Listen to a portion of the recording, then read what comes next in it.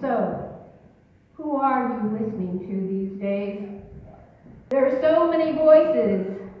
Voices about the virus, voices about the candidates, who supports who, worries about the stock market, store shelves, running out of toilet paper, hand sanitizer and water, churches canceling worship services. It's a lot to take in. So, as we begin, let's take a breath. Close your eyes for just a second and breathe in and breathe out. Breathe in, breathe out. A moment to listen to God's word. Listening and speaking are the focus of our gospel today. Jesus begins this journey with his disciples that takes them on a conspicuous route. It's not the normal way they travel, going through Samaritan, because Jews and Samaritans have nothing to do with each other. Why would they go this way? It's almost like Jesus had something in mind. And as his disciples go off to purchase some food, he sits at Jacob's well. He sits there and waits. And suddenly a woman comes. A woman who perhaps didn't want to be seen, didn't want to be noticed. But Jesus notices her. And Jesus is in a chatty mood. And they talk. They talk about the well, Jacob's well, and what this well means. And Jesus has the nerve to ask her for water. And she's like, you're not supposed to do that. That's not what we're supposed to be about. And then Jesus tells her something revealing about who he is. If you knew who was asking you for water, you would ask him for the water that he can give. Oh, take a step back. Jesus, what are you talking about? What is up in this conversation between this woman and Jesus? But then Jesus does something a step further, always pushing the envelope. He says, go get your husband. And she must have had panic in her eyes. I have no husband. And perhaps we don't know her circumstances, but he says she's had 5 husbands. And perhaps all 5 of them had died, or she was not able to give them an heir, and so they left her.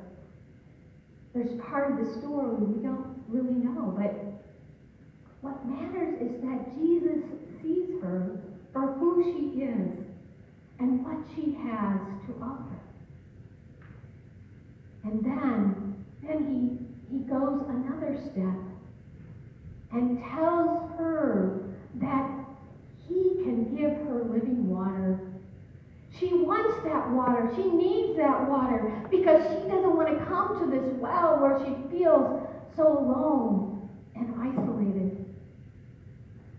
And so she drops her bucket and she runs to her community and says, hey people, I've got to tell you some amazing news. She's talking to the people who had been turning her away, had not treated her kindly. But she goes and she speaks to them and says, something amazing has happened to me and I cannot hold it in. I need you to listen to my words. And they listen and they all get up and they go to the well, to where Jesus is at. Living water, life-changing water. Jesus sees the woman and speaks her truth, and speaks his truth too. Come and see. Come and know who this man is. So I wonder what you've heard in the story. As we sang the verses of the song, that coming to the well, What well do you need to come to? Where are you heard? What speaks God's truth to you? Come to the well and hear. Hear the testimony of those who have been affected deeply with God's amazing grace. For those of you who were here Wednesday night, we heard from Pastor Bill Say and his wife Ann in this ministry that they do with refugees, and how just teaching these women how to sew has turned people's lives upside down, and turned Bill and Ann's lives upside down too, in a way that has shocked them. I think it's 160 women that they have actually taught to sew, and they give them a sewing machine and fabric and all the notions that they need, and they also help them get a job for a company that makes uniforms for baseball, junior league kids. You know, as they talked about the story and how these women have touched and gave that testimony, I mean, I think there were a few of us a little weepy to hear that kind of message. Man, that's the God I want to support. A God that can work through that. That's worth it. As we enter into a new reality with the coronavirus, the pandemic, that will change our lives. But how can we let it change our lives for good? How can we let it point us to what God calls us to be about? How can we support one another rather than distancing ourselves from each other? Terry was talking to me right before service of an idea of people who are afraid to even enter into grocery stores, a fear of what might happen or they might catch something. And maybe we should call some of our elderly members and say, do you need me to go to the store for you? Do you need something for your home? How can I care for you? That's being Christ-like. That's being the church, of reaching out.